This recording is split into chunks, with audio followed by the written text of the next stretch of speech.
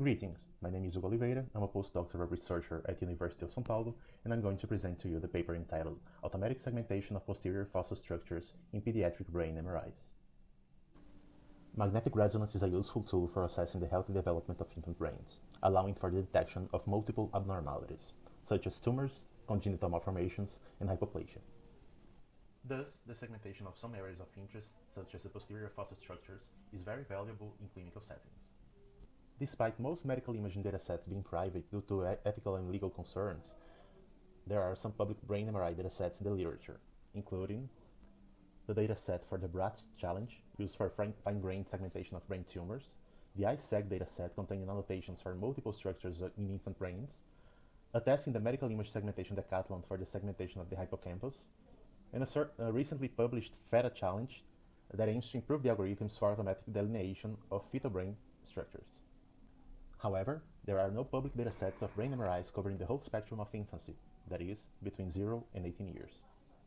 There are also no datasets with labeled organs in the posterior fossa region with this age cohort. Therefore, our team decided to create our own dataset in collaboration with radiologists from Instituto da Criança, University of São Paulo.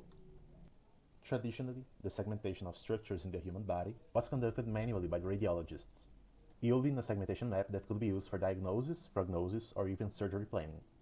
This is, however, an extremely laborious process, mainly when dealing with volumetric, that is 3D, data. In this context, deep learning can be used to expedite the annotation of medical imaging, even helping in the analysis of exams and in the detection of illnesses. The most common type of deep neural network used in images are convolutional neural networks, CNNs, and their variations for image segmentation and object detection. Nevertheless, CNNs are famously computationally intensive, often requiring one or more GPUs during training and inference. This problem is only aggravated when one wishes to apply these models to 3D medical data. Two common strategies can be used to deal with this imperative computational budget of 3D convolutional networks. The first one is to use 2D networks onto individual slices of the 3D volumes, and couple this process with recurrent networks. Alternatively, it is possible to employ very clever design strategies to turn 3D CNNs into tractable architectures. The latter strategy is the one used in the present work. The idea of our research project is to employ 3D convolutional segmentation architectures in place of the radiologists for the tedious job of annotating the volumes for segmentation. Once trained, our models are capable of yielding segmentation predictions close to the ones delineated by experienced neuroradiologists. However, before presenting our segmentation methodology, we will provide information about our dataset. The Instituto da Criança Pediatric Brain MRI dataset is composed of 32 volumes acquired, curated, and annotated by our team. The samples are T2 magnetic resonance sequences with 3 labeled structures in the posterior fossa, the fourth ventricle, the brainstem, and the cerebellum. As you can see in the histogram of the rightmost part of the slide, most samples are concentrated in lower ages, that is, between 0 and 4 years. Aiming to ease the burden of the model in learning the relevant features for the correct delineation of our structures of interest, we conducted 2 preprocessing steps in the T2 volumes. Firstly, we stripped the volume of the skull and other irrelevant areas for our analysis, such as the face of the patient. This has the added benefit of anonymizing the data. The second preprocessing step consisted of correcting the bias of the scanner in order to standardize the volume intensities. 3 samples in our dataset and crops from regions of interest of the posterior fossa can be seen here, together with the annotations from the specialists. The following slides will present our segmentation methodology composed of multiple networks specialized in distinct tasks and a handful of 3D segmentation architectures. Aiming to improve the segmentation performance, we opted to use an ensemble of segmentation architectures instead of focusing on one single design philosophy.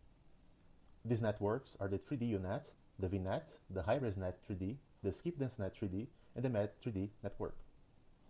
You can check out all the details of these architectures in our manuscript, as well as in the publicly available source code provided for this research. This relatively simple scheme depicts a vanilla volumetric segmentation pipeline using an encoder-decoder network. For instance, a 3D-UNet or VNet. This is what we call a generalist network, denoted by the cursor G. For simpler segmentation tasks with little to no label imbalance, this pipeline works just fine. However, for more complex segmentation tasks, the predictions may be suboptimal. When simply using the generalist network in early exploratory experiments for our tasks, we observed very coarse and inconsistent boundaries between neighboring classes. The network also suffered with a very large label imbalance of two structures of interest, the fourth ventricle and the brainstem. With these limitations in mind, we designed a fully novel segmentation pipeline composed of the original generalist network and two specialist networks, denoted S1 and S2. Initially, the generalist network provides a core segmentation prediction. This is used to extract 3D regions of interest, that is, ROIs, containing the organs of interest and some padding with surrounding tissue. The first ROI, X1, focuses on the brainstem in yellow and on the fourth ventricle in green. The smaller volume is used to train the specialist network denoted as S1. The second ROI, X2, feeds the second specialist network denoted as S2 on segmenting the cerebellum. At the end of the pipeline, a fusion function phi uses the output of the generalist network and both outputs of the specialist networks to provide one single fine-grained prediction. This pipeline is trained for each one of the 5 network architectures individually, that is the UNet, the VNet, the high-res-net, the skipness-net, and the MED-net, and their predictions are merged using majority voting. The hyperparameters for training the generalist and a couple of specialist networks are as follows. The training procedure is composed of 400 epochs with a state-of-the-art Adam optimizer, with learning rate of 10 to the power of minus 2 and a ATK of 5 times 10 to the power of minus 5. The initial learning rate is scheduled to be halved each 80 epochs. As for the loss function, we opted for a combination of the traditional cross-entropy coupled with the dice loss. This composed loss was chosen empirically, still in the early stages of this research. During the following slides, we will present and discuss the predictions yielded by our pipeline and the baselines, without using specialists and without the majority voting. The setups for all experiments were composed of 5-fold cross-validations. Online data augmentation in the form of random crops, rotations, and flips were conducted to compensate for the very small number of samples. Also, despite being one of the simplest strategies for late fusion on ensembles, majority voting was used to merge the voxel-wise predictions of all architectures. 3 distinct quantitative evaluation metrics were employed. These are the dice score, 2 variations of surface distance metrics, and the R2 correlations between predicted and manually annotated volumetries. The following 2 tables summarize the results of voxel-wise dice and the surface distance metrics for our specialist pipeline and the generalist pipeline as a baseline. We also include individual segmentation architectures for the dice metric in comparison with the majority voting. As you may see in the highlighted results, both the majority voting and the use of specialist networks consistently improved the performance of the algorithm on dice and surface distances. As for the volumetries, the correlations between the manual annotations on the y-axis and the network predictions on the x-axis also improved by a large margin when employing the specialist networks.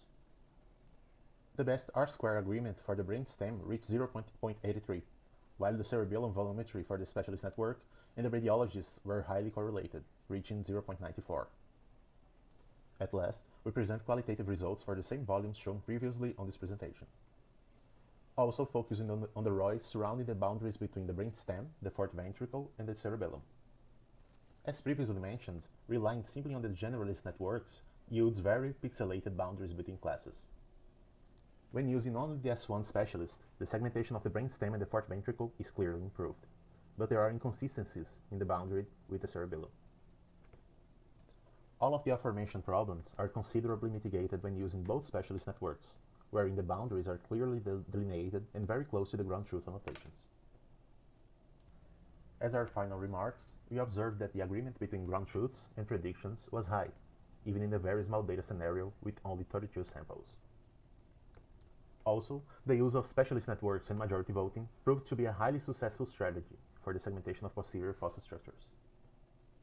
At last, given the accuracy in the volumetry predictions, our pipeline could be used to define volumetry standards for healthy pediatric neurological development. Future works include the analysis of developmental abnormalities in our dataset, gathering additional unlabeled data from Instituto da Criança for the creation of the volumetry standards, and testing our pipeline on the recently published FETA challenge. Our team is composed of graduate students, postdoctoral researchers, professors, and radiologists. On the rightmost side of the screen, you can access the GitHub for this project via the QR code or the link. The authors would like to acknowledge the financial support provided by Fundação de Apoio à Pesquisa do Estado de São Paulo and Agência Nacional de la Recherche. Thank you very much for the attention, and please feel free to contact us in case of interest in this research project.